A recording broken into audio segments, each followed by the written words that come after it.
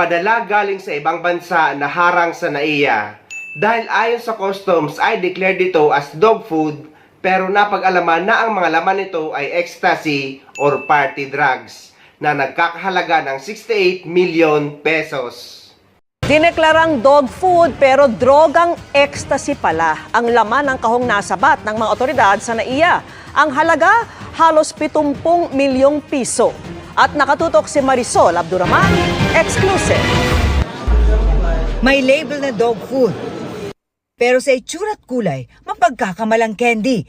Pero hindi pang hayop o pang himagas ang laman ng mga kahong na-intercept sa NAIA Cargo Terminal ng NAIA Interagency Drug Interdiction Task Group. Dumaan siya sa x-ray ng customs. And the customs is, nakita nila na non-organic yung laman ng parcel. Pag non-organic, ma'am, sa x-ray is either drugs or ecstasy yung laman po. Galing daw Netherlands ang nasabing parcel na idineklarang dog at kitten food pero nang buksan, mga iligal na droga pala.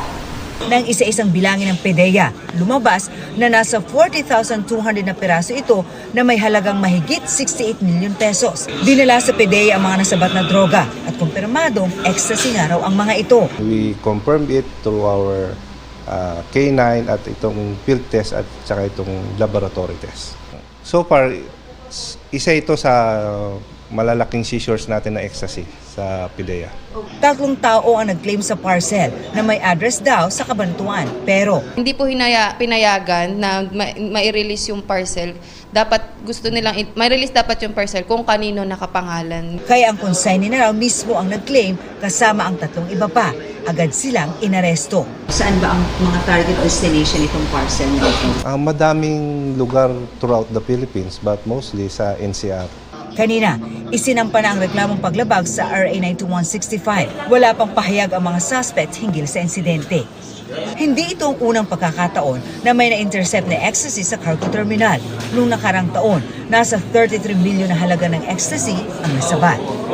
Ang nakapagtataka lang dito na ang mga pinanggagalingang bansa ng mga droga na ito, kagaya ng the Netherlands, ay bakit doon pa lang ay hindi na-detect at nakakaabot pa sa Pilipinas. At ang mga contact nila sa bansa natin ay puro Pilipino.